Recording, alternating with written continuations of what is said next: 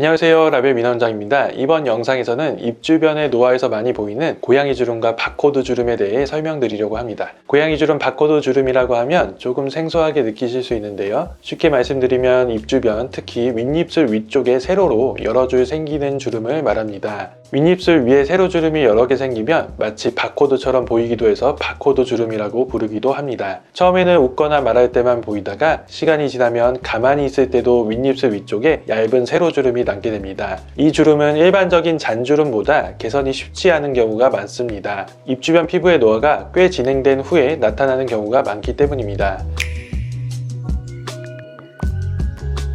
먼저 원인을 살펴보겠습니다. 고양이 주름과 바코드 주름은 단순히 피부 표면에 선이 생기는 문제가 아닙니다. 입 주변 피부가 반복적으로 접히고 피부 진피층의 탄력이 떨어지고 자외선에 의한 손상이 누적되고 입술과 치아 주변의 지지 구조가 변하면서 여러 원인이 함께 작용해 생기는 주름입니다. 쉽게 말씀드리면 입 주변의 피부가 계속 접히는데 그 피부를 다시 펴주는 힘이 약해지면서 주름이 점점 고정되는 것이라고 이해하시면 됩니다. 첫 번째 원인은 입둘레근의 반복적인 수축입니다. 입 주변에는 입술을 오므리고 움직이는 입둘레근이라는 근육이 있습니다. 말할 때, 웃을 때, 음식을 먹을 때 입술을 오므릴 때 이 근육이 계속 움직입니다. 특히 윗입술 위쪽 피부는 입을 오므리는 동작이 반복될 때 같은 방향으로 계속 접히게 됩니다. 종이를 계속 같은 방향으로 접었다 폈다 하면 처음에는 약간의 자국만 생기지만 시간이 지나면 접혔던 부분이 진하고 깊은 선으로 남는 것처럼 빨대를 자주 사용하거나 입술을 자주 오므리는 습관이 있거나 말할 때 입 주변 근육을 많이 쓰는 경우에도 이 부위에 세로 주름이 더 잘 생길 수 있습니다. 두 번째 원인은 피부 노화로 인한 진피층의 약화입니다. 노화가 진행되면 피부 진피층의 콜라겐, 엘라스틴, 히알루론산이 줄어듭니다. 콜라겐은 피부를 받쳐주는 구조물이고 엘라스틴은 피부가 다시 튕겨 올라오는 피부 탄성과 관련이 있고 히알루론산은 피부 속 수분 유지와 관련이 있습니다. 이런 성분들이 줄어들면 피부는 얇아지고 건조해지고 탄력이 떨어집니다. 피부가 두껍고 탄력이 있을 때는 입을 움직여도 다시 주름이 펴지는 힘이 있습니다. 하지만 진피층의 지지 구조가 약해지면 같은 표정 움직임에도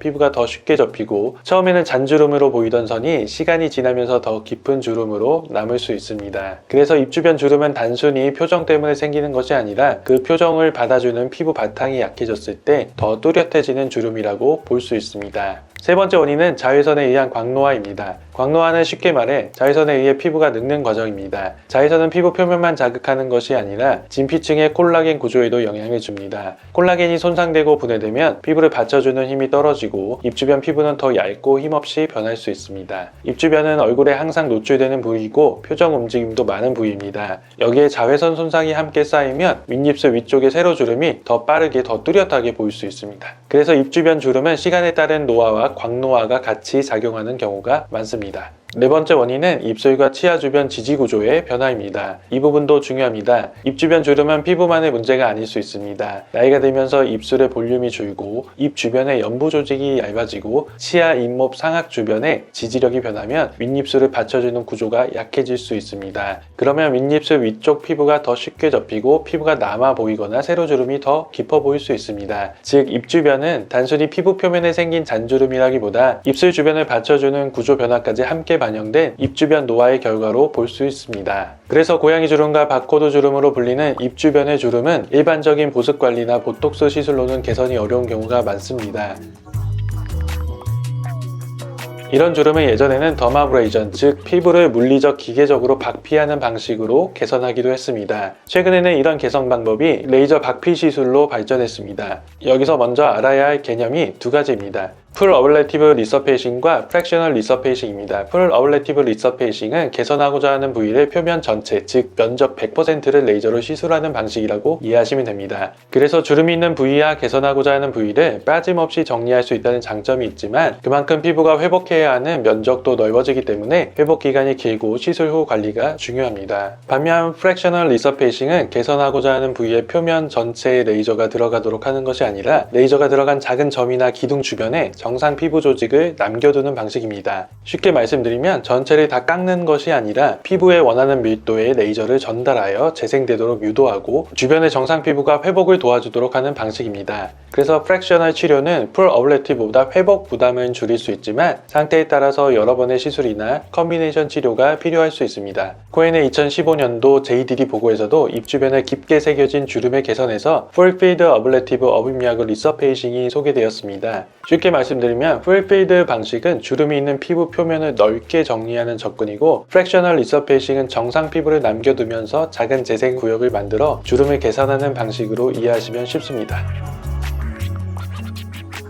레이저를 이용해 주름을 개선할 때는 크게 두 가지 효과를 기대할 수 있습니다. 첫 번째는 물리적으로 손상되고 주름진 피부 조직을 정리하는 효과입니다. 오래되고 불규칙해진 피부 표면을 레이저로 정밀하게 깎아내고 그 자리에 새로운 피부가 재생되도록 유도하는 방식입니다. 두 번째는 열에 의한 피부 재생 효과입니다. 레이저가 피부에 열 자극을 주면 진피층에 콜라겐이 수축하고 시간이 지나면서 콜라겐이 다시 재구성되는 반응을 기대할 수 있습니다. 즉 레이저 주름 치료는 단순히 피부를 깎는 것만이 아니라 얼마나 정밀하게 조직을 정리할 것인지 그리고 열을 얼마나 적절하게 이용할 것인지가 중요합니다. 특히 열을 잘 사용하면 콜라겐 재생에도 도움이 될 수 있지만 너무 과하면 붉어짐, 색소 침착, 회복 지연 같은 부담이 커질 수 있습니다. 그래서 박피성 레이저에서는 조직을 제거하는 효과와 열을 이용한 재생 효과의 균형이 중요합니다.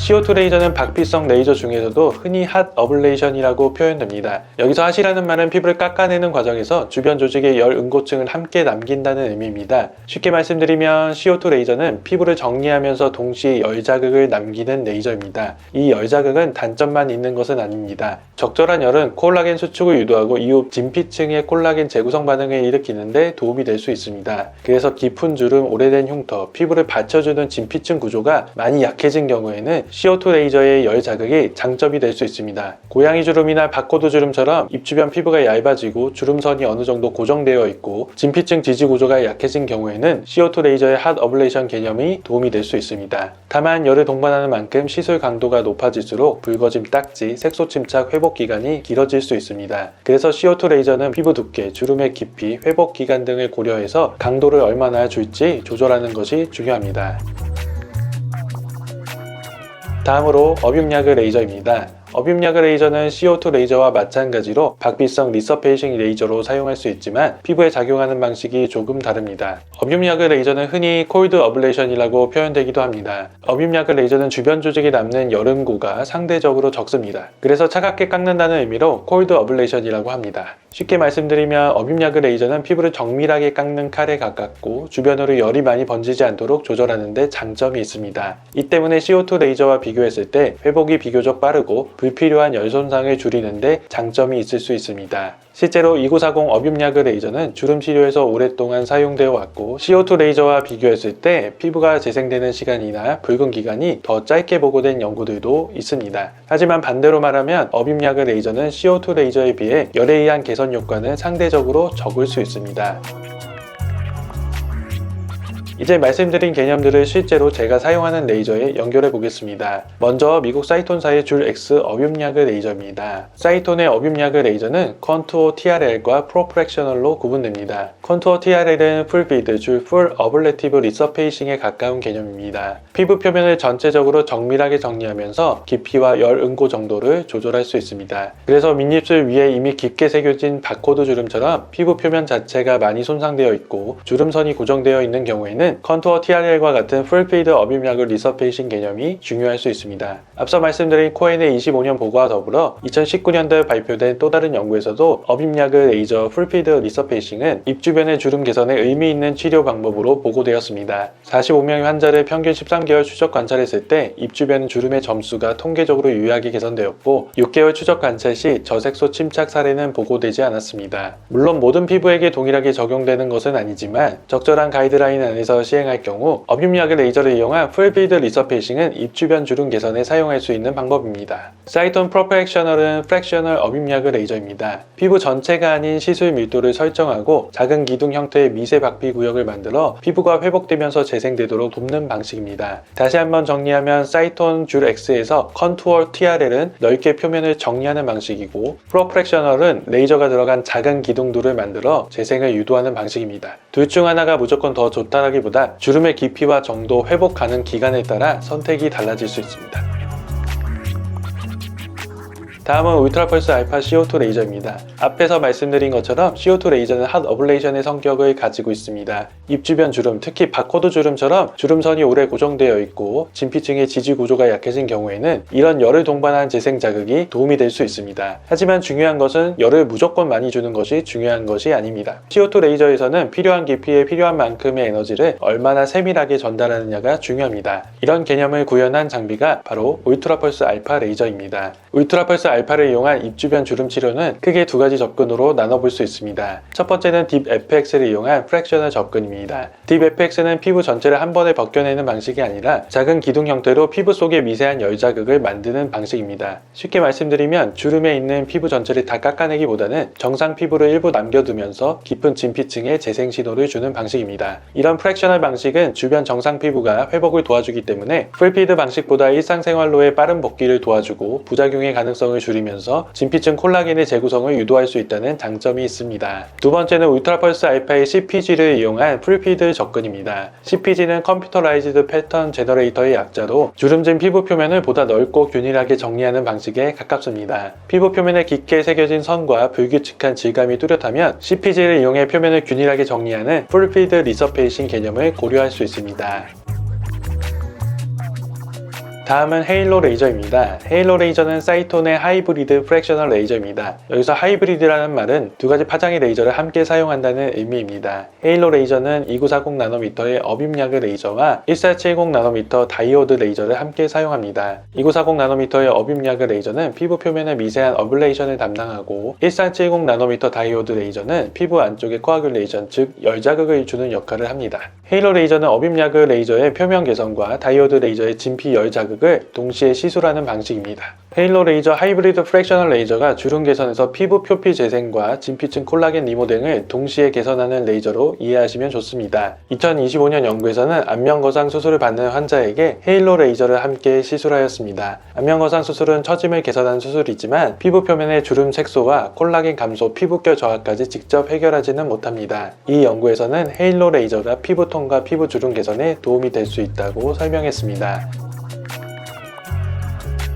이제 정리해 보겠습니다. 사이톤 업입력의 레이저에서는 컨투어 TRL과 프로프렉셔널을 생각해 볼 수 있습니다. 컨투어 TRL은 풀피드, 풀 어블레티브 리서페이싱에 가까운 개념이고 프로프렉셔널은 프랙셔널 업입력의 레이저입니다. 그리고 사이톤에서는 2940나노미터의 업입력의 레이저와 1470나노미터의 다이오드 레이저를 함께 사용하는 헤일로 하이브리드 프랙셔널 레이저가 있습니다. 울트라펄스 알파는 CO2 레이저로 핫 어블레이션 개념을 사용하고 있고 딥 FX와 CPG를 이용해 입 주변의 주름을 개선할 수 있습니다. 즉 시술의 선택은 장비의 이름만 보고 정하는 것이 아니라 주름의 정도, 일상생활의 복귀, 회복 기간을 함께 고려해서 결정해야 합니다. 한 가지 방식을 선택하기보다 피부 상태의 주름 깊이, 회복 가능 기간에 따라 이 방법을 조합해서 간격을 두고 시술하는 경우도 있습니다.